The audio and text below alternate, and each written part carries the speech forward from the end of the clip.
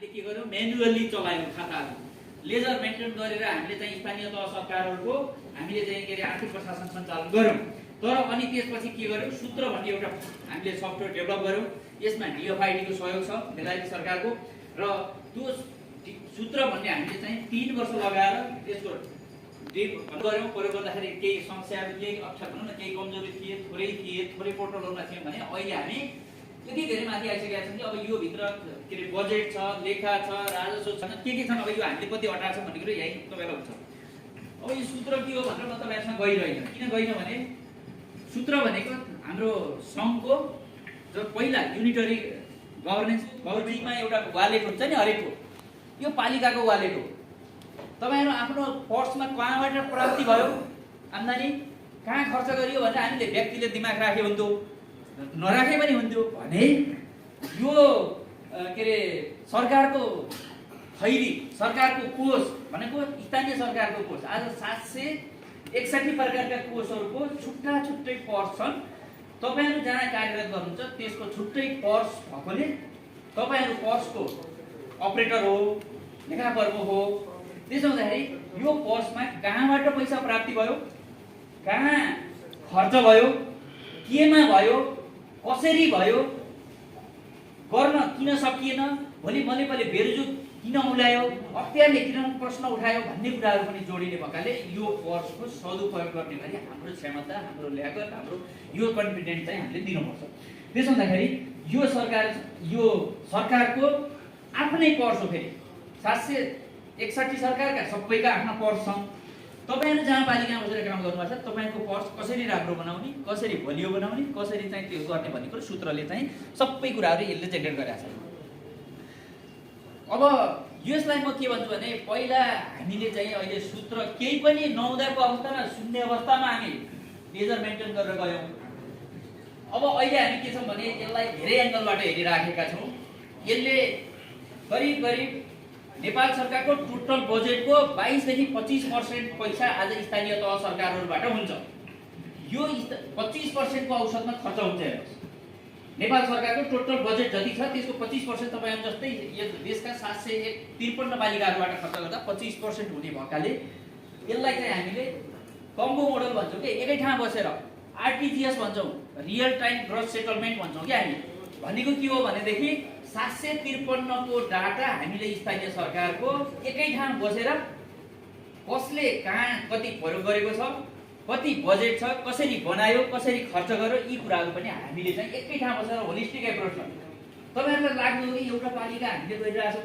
मैले त निकै काम गरे भन्ने तपाईहरुले गरेकोला त ठीक हो हामी त 753 का समस्याहरु बोकेर हिँड्नुपर्ने हुन्छ यो सिस्टमले भनेपछि यो देख्दाखेरि त मान्छेले सूत्र भनेपछि सामान्य कुरा होला भनिन्छ नि यो सूत्र भित्र हेर्नु त 753 को बजेट निर्माणको कुरा छ त्यसलाई कसरी व्यवस्थित बनाउने भन्ने कुरा छ खर्च प्रणाली कसरी गर्ने भन्ने कुरा छ त्यो खर्च गरेको कुरालाई लेखाङ्कन कसरी गर्ने भन्ने कुराहरु छ वैज्ञानिक छ नि आफैमा त्यसो हुँदाखेरि तपाईहरुलाई पनि यो 753 मध्येको तपाईहरु आफ्नो पालिका एउटा भएकोले हामीले चाहिँ कसरी भने तपाईहरुलाई बलियो जबसम्म बनाउँदैनौ तबसम्म हाम्रो प्रणाली पनि बलियो हुँदैन किन प्रणाली बनाउनु ठुलो कुरो होइन प्रणाली त बन्छ तर प्रणालीको अपरेटरको हो पाइलटको हो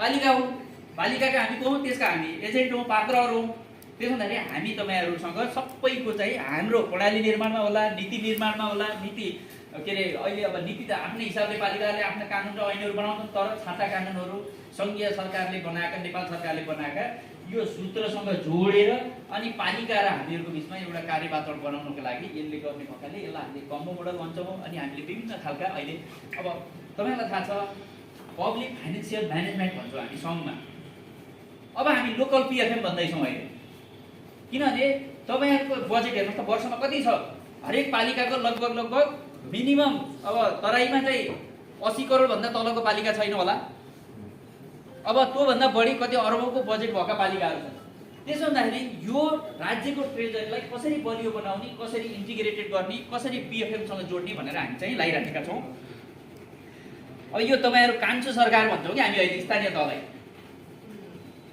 जनताको घर दैलोमा अघि भन्यो नि जनताको घर दैलोमा जोडिने सरकार भएकोले यसलाई चाहिँ हामीले के भनेका छौं यो सेवा प्रवाहसँग बढी सम्बन्धित छ सामाजिक क्षेत्र भनौँ न, जनताको शिक्षा स्वास्थ्य जसरी इजी हुन्छ भनेर चाहिँ यसलाई सजिलो बनाउँदैछौँ।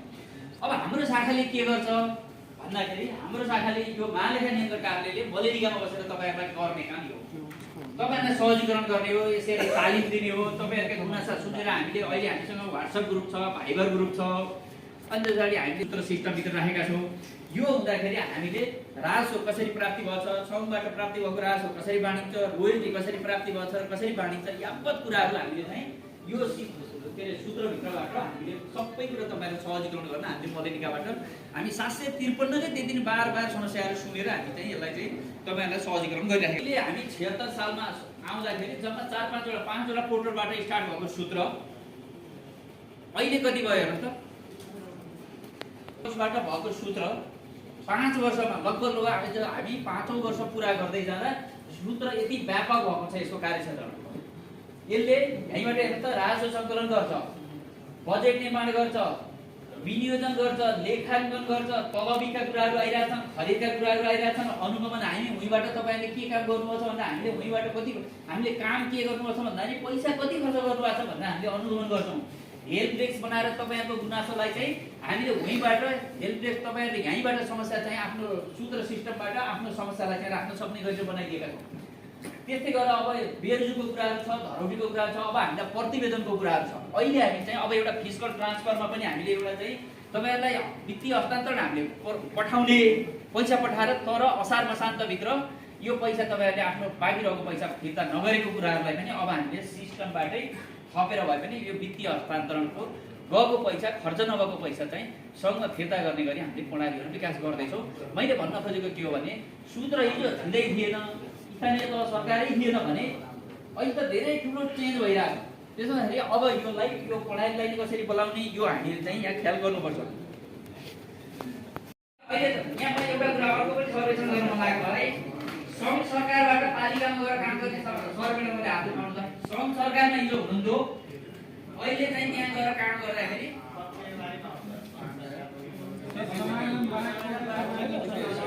समायोजनको लागि हिजो सङ्घ सरकार 75 भन्दा अगाडि सङ्घमा हुन्थ्यो, अहिले चाहिँ पालिकामा गएर काम गरिरहेको। ल यो भनेको 8-10 जना साथीहरू रहेछ। मैले भन्न खोजेको के हो भने हिजो सङ्घले धेरै खालका प्रणालीहरू प्रयोग गर्थ्यो। सुन्नुहोस् त, सङ्घले के गर्थ्यो, अहिले पनि एफएमआइएस भन्छ तपाईँहरूले के अरे डाटाबाट बन्छ प्रणाली छैन। तपाईँलाई भइरहेछ कि हामी यो 500 हिजो यता तेलको कुपन काटेर बढ्छ के भनेर दुनियाँ हामीले भने अब चाहिँ अब केही वर्ष गर्दा अप्ठ्यारो भयो भने तर त्यो प्रणालीले पनि तपाईँलाई जोगाइरहेछ होइन।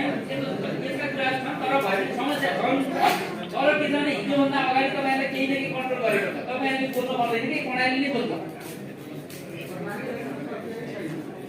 अनि सुन्नुहोस्, अब इआरपीले पनि तपाईँहरूको काममा घटाएको छ कि छैन? घटाएको छ। तपाईँले अब कुरो रह्यो सूत्रको एलएलआरपी भन्ने रेभिन्यू मोडल हामीले प्रयोग गरेका छौँ। हिजो हेर्नुहोस् के थियो भने पालिकामा मात्रै राजस्व सङ्कलन गर्न आउँदाखेरि राजस्वको शाखाहरू भए पनि तपाईँहरू लेखासँग जोडिन्थ्यो भने अहिले के अब अहिले के भइरहेछ, अब हामीले अहिले के छ भन्नुहुन्छ भने हामी मलेनिकाले यत्र प्रणाली प्रयोग गरे पनि सूत्रले सबैको नेतृत्व गरेको छ पालिकामा। त्यसो हुँदाखेरि पनि सूत्रमा हामीले सबै प्रणालीहरू जोड्दाखेरि हामीलाई के भइरहेछ, तपाईँहरूलाई प्रणाली प्रयोग गर्दा एकजनाले मात्रै कति काम भ्याउने, कति 1-2 जना कर्मचारीहरू हुन्छ, तर यो कामले चाहिँ तपाईँको अन्तिम सबै यो काम हाम्रो वित्तीय उसमा सूचना प्रणाली डिजिटल सिस्टममा गइरहेको छ। त्यसो हुँदाखेरि अब हातले काम गर्ने प्रणालीहरू हामी बिस्तारै अन्त्य गर्दैछौँ।